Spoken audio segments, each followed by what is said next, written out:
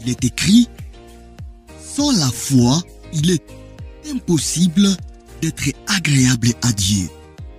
Mais combien des enfants de Dieu accordent du poids à cette vérité fondamentale? Faites la différence. Vous et moi, allons-y découvrir ces merveilleux enseignements tirés du livre « Comprendre les bases de la foi » écrit par le pasteur Olivier Derain. Priez pour vous-même, priez pour nous aussi et pour plusieurs autres personnes qui auront à suivre ce message après vous. Que Dieu bénisse votre audition. Comprendre les bases de la foi. Chapitre 3e.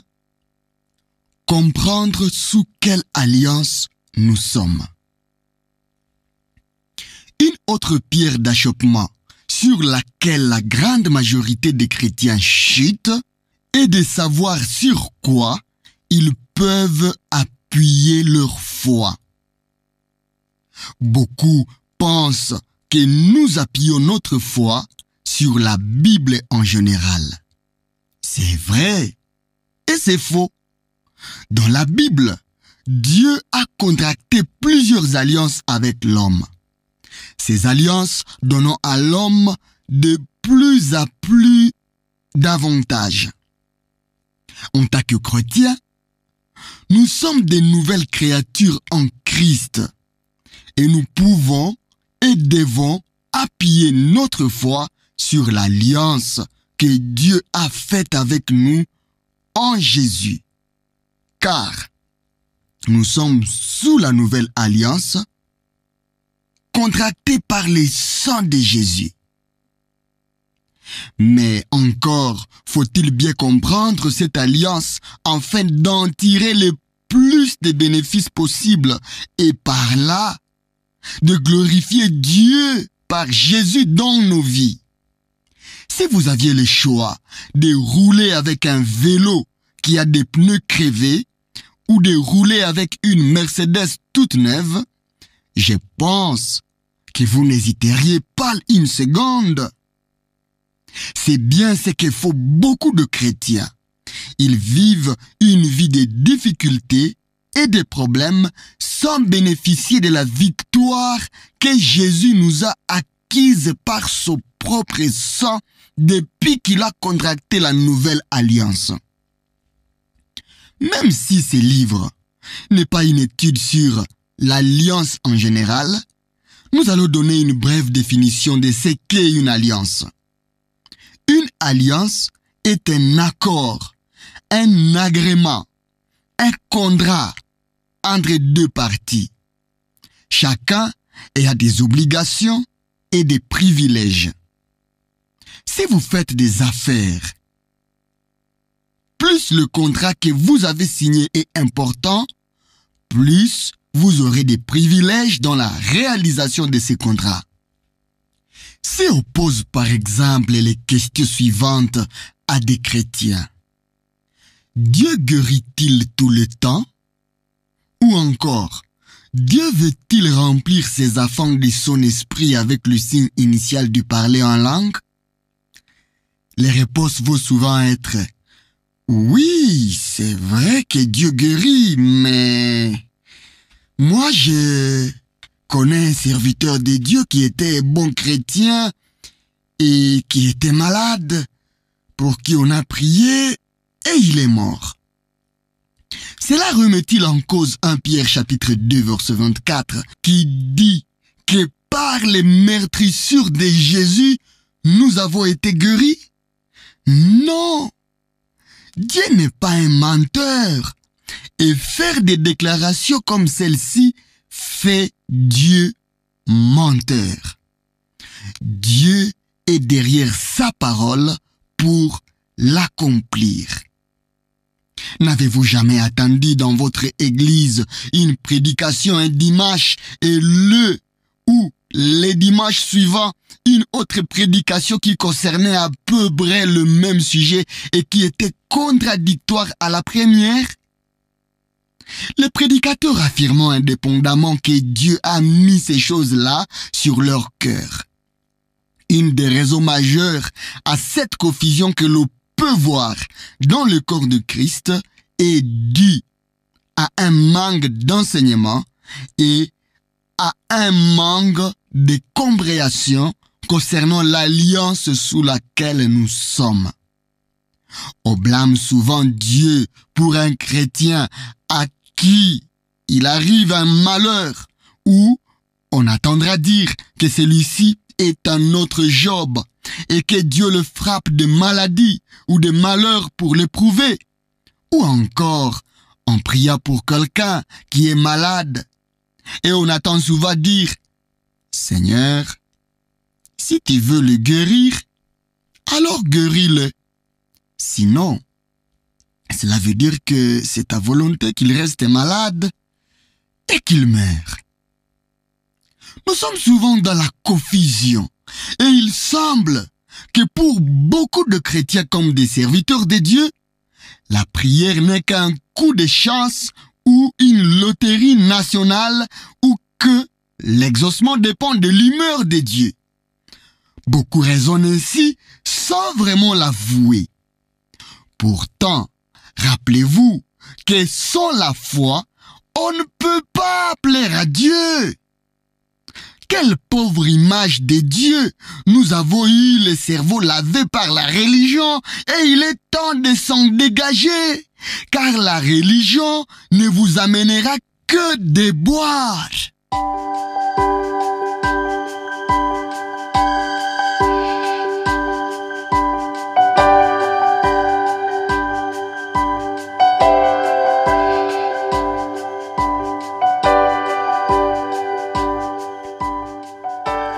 Bien comprendre notre alliance. Souvent, et nos Bibles sont constituées comme cela, nous disons que la Bible est divisée en deux parties. L'Ancien Testament d'une part et le Nouveau Testament d'une autre. Ceci est vrai, mais je préfère diviser la Bible en trois parties. L'Ancien Testament, les Évangiles et le Nouveau Testament. Nous devons comprendre que tant que Jésus n'était pas ressuscité d'entre les morts, la nouvelle alliance n'avait pas pris effet. Par contre, depuis sa résurrection, Jésus est venu apporter la vie et a pu transmettre légalement sa nature divine dans l'esprit de tous ceux qui croiraient en lui. 1 Pierre chapitre 1er, le verset 23. Nous sommes nés de nouveau. Nous sommes des nouvelles créatures en Christ. Ceux qui étaient sous la loi de Moïse n'avaient pas les promesses que nous avons. Et c'est pourtant ce que beaucoup pensent. Mais la Bible nous dit, dans Hébreux chapitre 8, le verset 6, que Jésus a contracté une meilleure alliance, basée sur des meilleures promesses. Dans les évangiles, Jésus n'avait pas affaire avec des personnes qui étaient nées de nouveau. Elles étaient toutes spirituellement mortes. Car, une fois encore, nous devons comprendre que la nouvelle naissance n'a été disponible légalement seulement après la glorieuse résurrection de Jésus. Je vais vous donner des points, des repères, afin que vous ne tombiez pas dans des travers ou que vous ne croyez pas des choses qui ne sont pas bibliques. Trop de croyants croient des choses anti-scripturaires et se demandent pourquoi ils ne sont pas bénis. Parlons de la loi de Moïse. Point A. Le règne de la terreur. Il faut bien comprendre la raison pour laquelle Dieu avait donné la loi de Moïse au peuple d'Israël. Dieu a fait un peuple de la sémence naturelle d'Abraham, c'est-à-dire selon la chair. Et il lui a donné un territoire, le pays de Canaan. Voir Genèse chapitre 13, 14 à 18. Mais ce peuple était constitué d'inconvertis, c'est-à-dire des personnes qui n'avaient pas une relation directe avec Dieu. Ils n'étaient pas nés de nouveau. Ils croyaient en Dieu, mais ils ne pouvaient pas naître de nouveau. Et lorsqu'ils mouraient, ils allaient dans un endroit appelé Saint d'Abraham. Voir Luc chapitre 16. Jésus est venu libérer ses captifs après sa résurrection. Vous pouvez lire dans Éphésiens chapitre 4, versets 8 à 10. Ils n'avaient pas un accès direct au troisième ciel quand ils mouraient physiquement. Mais ils ont dû attendre la résurrection de Jésus pour aller au troisième ciel. Donc, ce peuple, les Israélites, dont nous avons l'histoire dans les 4 et 5e de l'Ancien Testament, avait une alliance qui était moins bonne que la nôtre. Ils étaient morts spirituellement et attendaient le Messie, c'est-à-dire celui que Dieu enverrait pour les sauver de leurs péchés. La seule façon de faire obéir une personne qui n'est pas née de nouveau, c'est de lui dresser une liste de ce qu'elle doit faire, le bien, et de ce qu'elle ne doit pas faire, ou le mal. En d'autres termes, il fallait que les Israélites aient une liste de péchés. S'ils faisaient le bien, ils étaient bénis. S'ils faisaient le mal, ils étaient maudits. Voir Deutéronome chapitre 28. C'était le règne de la terreur. C'est pour cela que nous voyons Dieu juger son peuple de manière radicale tout au long de l'Ancien Testament. Dieu était obligé de faire cela, car Jésus n'était pas encore venu et le peuple qui entourait Israël faisait des choses affreuses. Sacrifice de leurs enfants à des démons, sorcellerie, homosexualité, meurtre et autres. Et tout ceci sans aucune loi pour les réprimander. Ces peuples avaient une mauvaise et constante influence sur Israël. La seule solution pour faire obéir Israël était la peur du jugement. Point B. Parlant de la loi de Moïse, il devait consulter les prophètes pour connaître la volonté de Dieu. Pour connaître la volonté de Dieu, le peuple devait consulter un prophète qui était oint, c'est-à-dire qui avait une mesure de l'Esprit de Dieu sur lui, et que Dieu avait suscité pour cette tâche. Rappelez-vous, personne, même le roi, le sacrificateur et les prophètes, n'étaient nés de nouveau. Pour entendre la voix de Dieu, comme par exemple Gédéon dans Juge chapitre 6, il devait avoir une vision ou il devait entendre une voix audible, ce qui était rare et adressé seulement à une seule personne à la fois. Ces révélations étant initiées par Dieu lui-même.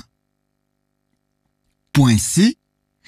Israël avait une alliance nationale. C'est une des choses que les chrétiens ont le plus de mal à comprendre. On entend souvent des croyants dire que si nous avons tel ou tel problème, guerre, famine, divers problèmes économiques, c'est que Dieu juge notre pays. Car comme Dieu jugeait Israël, il nous juge. Ceci n'est pas pour la nouvelle alliance. Dieu avait fait une alliance avec Israël qui était une alliance nationale. C'est-à-dire que si le roi et les autorités d'Israël en général obéissaient à la loi de Dieu, le peuple en avait des conséquences bénéfiques individuelles et nationales. Par exemple, quand le roi David, qui fut le meilleur d'Israël, avait obéi pendant longtemps à Dieu, tout le territoire d'Israël était en paix et son extension était maximale. D'ailleurs, si vous regardez les frontières du territoire d'Israël de cette époque, vous verrez qu'elles n'ont jamais été aussi étendues. Plus les rois désobéissaient, plus le territoire d'Israël était réduit et leurs ennemis avaient la prédominance sur le peuple. Si vous lisez Deutéronome chapitre 28, vous constaterez que Dieu avait mis devant Israël la bénédiction et la malédiction. Cette bénédiction dominait 3 domaines: leur vie spirituelle, leur santé et leur prospérité financière. Leur alliance, c'était en résumé obéissance du roi et du peuple, qui avait pour conséquence la bénédiction sur toute la nation, et désobéissance du roi et du peuple, qui avait pour conséquence la malédiction sur toute la nation. Je vous mets au défi de trouver une alliance nationale dans le Nouveau Testament. Vous n'en trouverez pas. Donc, ne raisonnez plus en prenant des exemples de l'Ancien Testament pour essayer de vous les appliquer. Mais comprenez l'alliance que vous avez en tant qu'individu en Jésus. Jésus n'a pas contracté d'alliance nationale avec le Burundi, ou le Rwanda, ou la République démocratique du Congo, ou les États-Unis, ou encore avec la France ou toute autre nation. Mais il a contracté une alliance par son précieux sang avec chaque individu qui veut se repentir sincèrement de ses péchés et qui se tourne vers lui en l'acceptant comme sauveur personnel. Je ne participe pas personnellement à ces rassemblements chrétiens où les personnes demandent pardon pour les péchés d'autres nations, d'autres peuples ou ethnies, car tout ceci ne nous concerne plus en tant que peuple de Dieu né de nouveau. Nous, la nouvelle création, sommes disséminés sur toute la terre et nous n'avons pas de territoire géographique. C'est une erreur que l'Église a faite à partir du IVe siècle. Après 3 siècles de persécution de l'Empire romain, elle a voulu faire de l'Europe des nations chrétiennes. Nous ne pouvons pas faire cela, car Jésus n'a pas contracté par son sacrifice une alliance avec une nation, mais avec des individus qui sont nés de nouveau et qui forment son peuple. Un jour, nous serons réunis géographiquement et une seule nation. Mais avant cela, il va se passer bien des événements sur la terre. On attend beaucoup de prédicateurs prêcher un mélange d'anciennes alliances et de nouvelles alliances et ils essayent de nous faire des choses qui ne nous concernent pas en tant que nouvelles créatures sous la nouvelle alliance. Par exemple, on prend l'histoire du prophète Daniel. Voir Daniel chapitre 9, 5 à 19, qui a demandé pardon pour les péchés de son peuple, car il était juif et il avait compris qu'à cause du péché d'Israël, le peuple avait été envoyé en captivité et ceci était un jugement de Dieu. Mais nous ne sommes plus sous l'ancienne alliance. Et Dieu dit dans 1 Jean, chapitre 1er, le verset 9, que si nous péchons, c'est à nous de venir près de Dieu pour lui demander pardon. Mais dans la nouvelle alliance, nulle part vous ne trouverez que nous devons demander pardon à Dieu pour des péchés que d'autres ont commis. Chacun est responsable de ses propres péchés, pas du péché des autres. Maintenant, comprenez-moi bien. Plus nous évangélisons et plus les chrétiens grandissent dans le Seigneur, plus les nations où nous sommes en auront une influence positive. Si nous avons un président, ou des ministres, ou des parlementaires qui sont des beaux chrétiens, plus nous aurons des influences divines dans nos nations. Il est évident que plus quelqu'un a des poids dans une société, plus il influence positivement ou négativement la société. Mais en aucun cas, Dieu juge telle ou telle nation pour son obéissance ou sa désobéissance. D'ailleurs, tous les enseignements qui parlent des malédictions sur une nation sont des enseignements basés sur des versets de l'Ancien Testament. Parfois, on attend dire dans une réunion qu'à cause d'une personne qui a péché, le groupe entier est sous la malédiction. Ceci n'a pas de fondement scripturaire sous la nouvelle alliance. Elle en avait sous la sienne. Lisez l'histoire du péché d'Akan. Josué chapitre 7, du 1er au 26e verset, et Josué chapitre 22, le verset 20. Aujourd'hui, nous sommes sous une bénédiction individuelle, comme nous le dit Éphésiens chapitre 1er, le verset 3.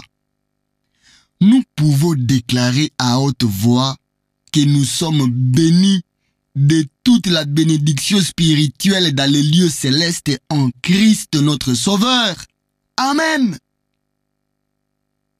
Dans l'Ancien Testament, nous n'avons pas de promesses générales pour la guérison, par exemple. Mais celle-ci s'opérait cas par cas. C'était comme si l'accès était fermé et qu'à force de jeûner et de prier, ou qu'à force de jeûne et prière, une porte s'ouvrait pour un cas précis. Nous allons voir maintenant une période très particulière de l'histoire de l'humanité.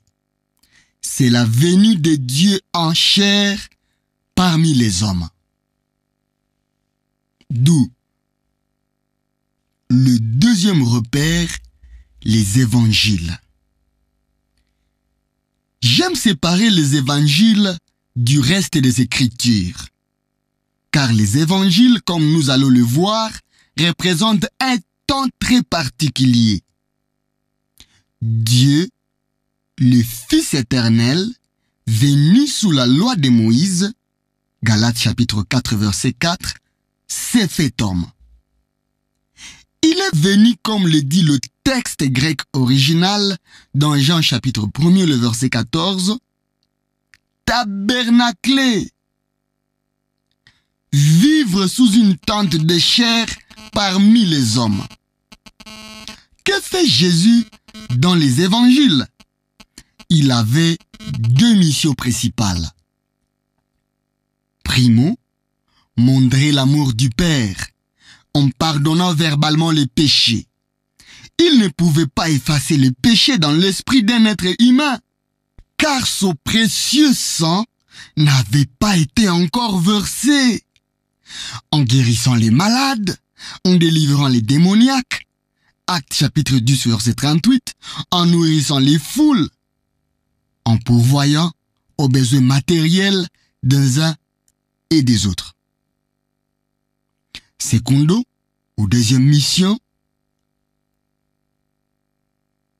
principale de Jésus, faire son œuvre extraordinaire de rachat, afin de nous donner un droit légal au ciel, à la résurrection des morts et un héritage en lui, accessible par le nom qui est au-dessus de tout nom. Philippiens chapitre 2, verset 9. C'est au moment où Christ est ressuscité d'entre les morts qu'il a contracté une alliance éternelle avec les êtres humains. Mais comprenez bien que toutes les personnes que Jésus a rencontrées pendant son ministère, qui ont été guéries, délivrées des démons, qui ont eu leurs péchés pardonnés, verbalement, aussi merveilleuses que ces expériences étaient, ces personnes n'étaient pas nées de nouveau. Elles n'étaient pas sous la nouvelle alliance comme nous le sommes. Elles repartaient avec leur bénédiction, mais elles devaient attendre que Jésus ressuscite d'entre les morts pour pouvoir bénéficier des promesses de la nouvelle alliance. Donc, il serait mieux de parler de Nouveau Testament ou Nouvelle Alliance juste après l'événement qui est le point central de l'histoire de l'humanité, c'est-à-dire la résurrection de Jésus. Ceci est difficilement réalisable matériellement dans nos Bibles, car nous avons 4 évangiles qui se succèdent et dans lesquels les événements d'avant et d'après la résurrection de Jésus nous sont relatés. Troisième repère, la nouvelle alliance. Nous sommes sous une alliance extraordinaire. Malheureusement, trop souvent, comme je l'ai dit plus haut, nous roulons avec le vélo aux pneus grévés de nos idées religieuses au lieu de la Mercedes de la nouvelle alliance que Dieu nous offre. Nous ne profitons pas suffisamment de cette alliance à cause de notre cerveau qui a été lavé par la religion. Que vous soyez d'accord ou non, le jour où vous avez accepté Christ comme le sauveur de votre vie, vous êtes entré dans une alliance avec Dieu. Une alliance, comme nous l'avons vu plus haut, est un contrat. Et dans un contrat, vous avez des obligations, choses que vous devez faire, et des privilèges, choses dont vous bénéficiez. Dieu nous a fait des promesses extraordinaires dans cette alliance. Ce sont des privilèges que Jésus nous a acquis, donc qui sont à nous. Nous sommes bénis de toute la bénédiction spirituelle dans le monde spirituel. Éphésiens chapitre 1er, le verset 3e. C'est à nous. C'est sur ces promesses que nous pouvons baser notre foi. La foi en lui, sachant que Dieu veille sur sa parole pour l'accomplir. Dieu nous a sécurisé le ciel.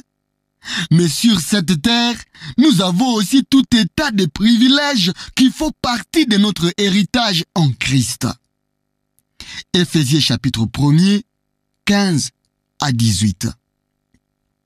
Le rôle du chrétien est d'apprendre à s'emparer de son héritage et à vivre à la lumière de cet héritage. Et ceci, c'est par la foi. Souvenez-vous d'une définition de la foi que je vous ai donnée. C'est votre main invisible qui prend les choses qui vous appartiennent en Christ et qui les amène à la réalité dans votre vie.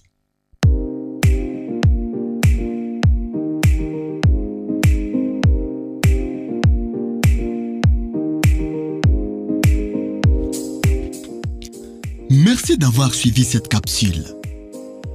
Il s'agit du 3e chapitre du livre Comprendre les bases de la foi, écrit par le pasteur Olivier Derain. C'est un livre merveilleux sur la foi que nous vous recommandons vivement. Avez-vous déjà suivi la première et la deuxième partie? Toutes ces parties sont sur votre plateau. Dans la capsule prochaine, nous allons voir la vraie foi en opposition à l'agrément intellectuel. Prenez rendez-vous. À très bientôt. Priez pour vous-même. Priez pour notre équipe. Et priez pour plusieurs autres personnes qui auront à suivre ce message après vous. Nous prions aussi pour vous afin que Dieu puisse nous éclairer ensemble par sa parole. Vous êtes sur le chemin vers la maturité. Sur ce plateau, notre grande mission est de vous faire découvrir les contenus des livres chrétiens afin de vous amener à la maturité spirituelle. Que vous grandissiez dans la grâce et dans la connaissance du Seigneur Jésus-Christ. Merci de nous soutenir selon la conviction du Saint-Esprit. Nous avons hâte d'écouter des témoignages de vie transformés par l'écoute de l'Évangile.